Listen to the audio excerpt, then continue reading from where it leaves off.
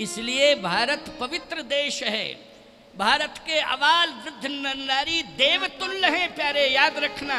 यदि पूरी दुनिया को स्वर्ग के देवताओं का दर्शन करना है तो स्वर्ग के देवताओं का नहीं, बैकुंठ के बैकुंठाधिपति का भी दर्शन करना है तो उसे भारत आना पड़ेगा और किसी न किसी रूप में उन्हें देवता दर्शन दे देंगे, मनुष्यों में ही देवता दर्शन दे देंगे।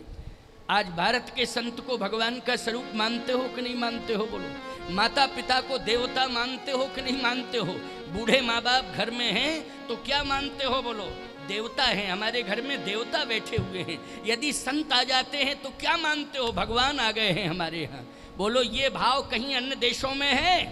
अन्य किसी देश में नहीं, पूरी दुनिया में केवल एक भारत में है। इसलिए क्यों संस्कार की प्रधानता है, चरित्र की प्रधानता है। चरित्रवान भारत जैसा कोई देश नहीं है। भारत जैसा चरित्रवान देश, हम सबको गौरवान्वित होना चाहिए और गौरव महसूस करना चाहिए कि हमारा जन्म पूरी दुनिया में अगर हुआ है तो भारत की भूमि पर हुआ है। हम जैसा सौभाग्यशाली दुनिया में कोई नहीं है।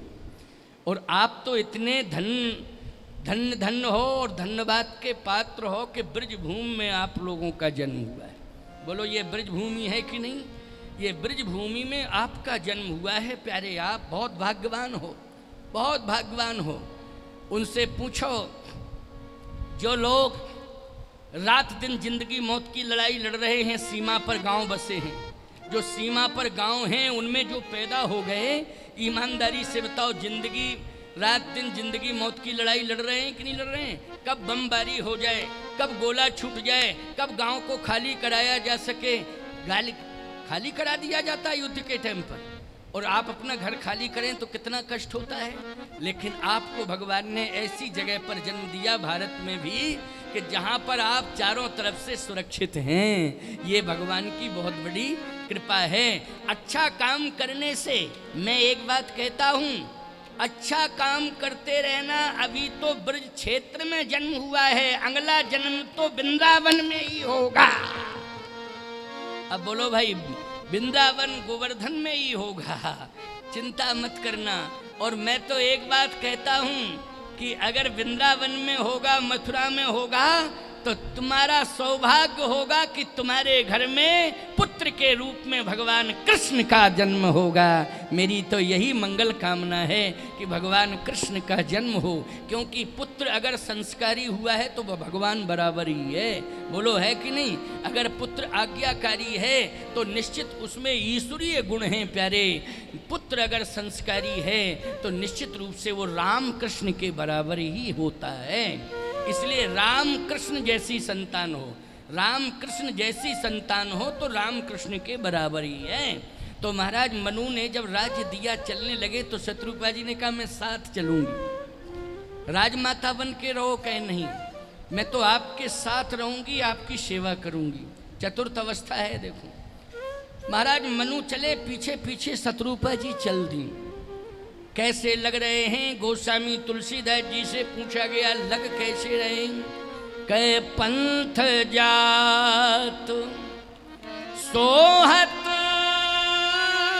मत धीरा,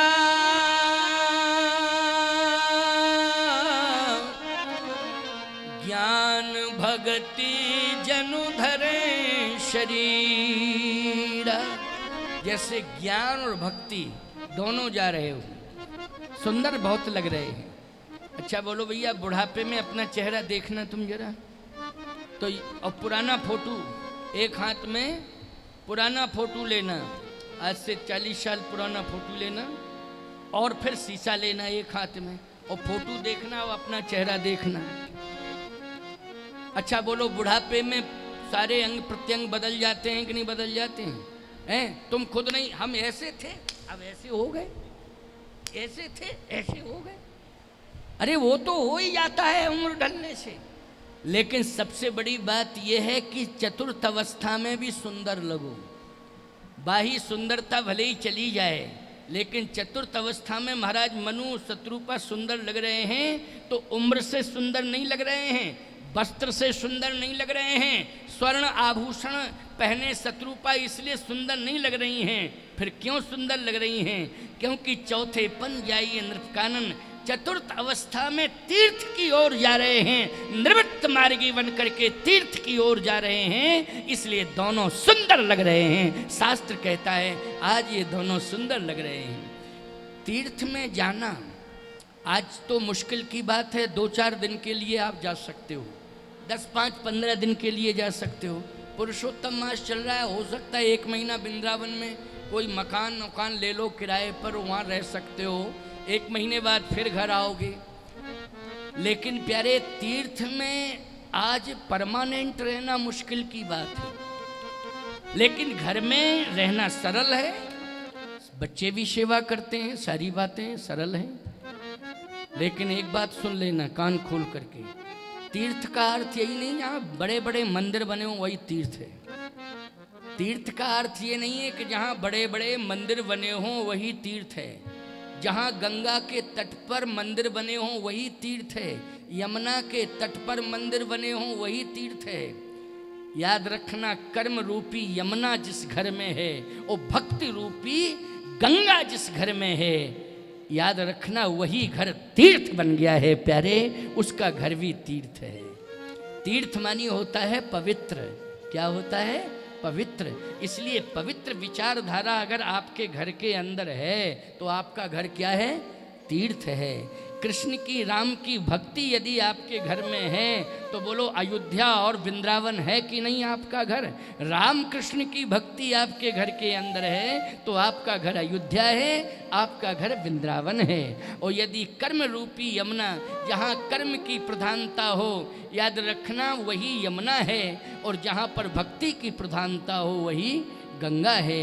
इसलिए गंगा और यमुना का पावन तट कर्म और भक्ति के कारण हैं। इसलिए घर घर में हमारे भक्ति रहनी चाहिए, घर घर में कर्म करने की परंपरा होनी चाहिए, और घर घर में परस्पर प्रीति होना चाहिए। मैं एक बात कहता हूँ, प्रेम के धरातल पर पूरा परिवार खड़ा हो। धरती तो सबको मिलती है लेकिन प्रेम की धरती सबको नहीं मिलती। क्यों भाई? धरती तो सबको मिल रही है, जो आतंकवादी हैं वो भी धरती पर रह रहे हैं ना। आतंकवादी कहाँ रहता है? धरती पर ही रहता है, आकाश में नहीं रहता है। ईर्षा द्वेष पाखंडी कहाँ रहते हैं? बोले वो भी कहाँ रहते हैं? बोले वो भी धरती पर ही रहते हैं, वो धरती पर ही रहते हैं। लेकिन एक बात बताएं, प्रेम की धरती उन्हें नहीं मिलती है, ये अभाव है। प्रेम की धरती उन्हें नहीं मिलती है। प्रेम के धरातल का निर्माण उस परिवार में होगा जिस परिवार के सदस्य राम कथा से जुड़ जाएंगे, उसी के घर में प्रेम के धरातल का निर्माण हो जाएगा। और प्रेम के धरातल का निर्माण होगा तो निश्चित रूप से ये समझ लेना, विचारवान श्रोताओं, निश्चित रूप से ये समझ लेना कि आपके घर में राम और कृष्ण जरूर आएंगे किसी न किसी रूप में। तो महाराज मनु जब दोनों ही गए नैमिषारण्य तो बोलो भगवान को आना पड़ा कि नहीं आना पड़ा? आना पड़ा भगवान को। चतुर्थ अवस्था में संतान नहीं मिलती, रिकॉर्ड है ये। चतुर्थ अवस्था में बोलो बुढ़ापे में कहीं संतान मिलती है? तो मनु शत्रुपा को संतान तो थी पहले से, संतान के रूप में भगवान मिले। संतान के रूप में कौन मिले? भगवान मिले हैं। इसलिए हम सबको महाराज मनु और शत्रुपा की तरह पवित्र विचारधारा वाला होना चाहिए, और निवृत्त बुढ़ापे में निवृत्त मार्गी बन जाना चाहिए, और संतान को सुंदर संस्कार देकर दायित्व सौंप देना चाहिए। अगर ये परंपरा आएगी तो भगवान जरूर आएंगे। अच्छा, एक बात और, राममानस के बालकांड का ही ये वर्णन है। इसी क्रम में अंतिम 10 मिनट, 5:30 बजे तक कथा करेंगे, क्योंकि 5:30 मानी फिर जाना भी है सबको। बहुत दूर दूर से सुबह से आए हैं, माताएं तो सुबह की आई हुई हैं, और कलश यात्रा में भी रहीं। इसके बाद टाइम अब देखो, सुबह से आना हुआ 9 बजे से माताओं बहन बेटियों का आना शुरू हो गया था, और अभी जो है 5:21 हो रहे हैं, तो बहुत टाइम हो गया है। भोजन की व्यवस्था तो की गई थी, सब जलपान की व्यवस्था, भोजन की व्यवस्था सब हुई, लेकिन आखिर टाइम तो टाइम ही होता है ना। बहुत समय हो गया, व्यवस्था परिवर्तित करने में ये समय हुआ है। नहीं तो व्यवस्था बनी बनाई थी, परिवर्तन हुआ है, इसलिए ये सिस्टम जमाने में थोड़ा समय हो गया, लेकिन श्री गणेश तो हो ही गया है कथा का। और भगवान की कृपा से कल ठाकुर जी चाहेंगे तो उनके हाथ में तो सब कुछ है। करी गोपाल की सब होए, भगवान जैसा करना चाहें वैसा तो हो ही जाएगा।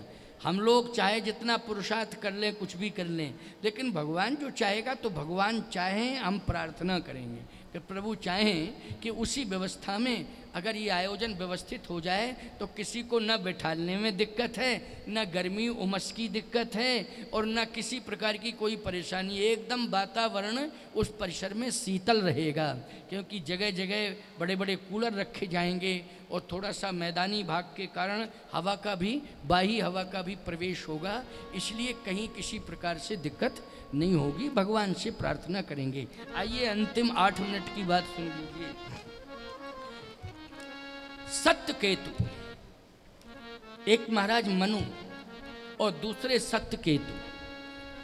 ये सत्यकेतु कौन है? बोले सत्यकेतु का बेटा प्रतापभान हुआ। प्रतापभान फिर क्या बना? बोले रावण बना। सत्यकेतु का बेटा कौन है? प्रतापभान। और प्रतापभान क्या बना बाद में? रावण बना। तो ये रावण कैसे बना? कारण क्या है? रावण का मतलब है राक्षस, जबकि बुद्धिमान था, वेदों पर भाष्य करता है, तो बोलो बुद्धिमान था कि नहीं था? और तपस्वी भी था, इतना बढ़िया तपस्वी था कि और सब लोग तो जल चढ़ाते हैं, शंकर जी पे फल चढ़ाते हैं, उसने तो सिर ही चढ़ा दिए। अब बताओ, रावण ने तो सिर चढ़ाए काट काट के।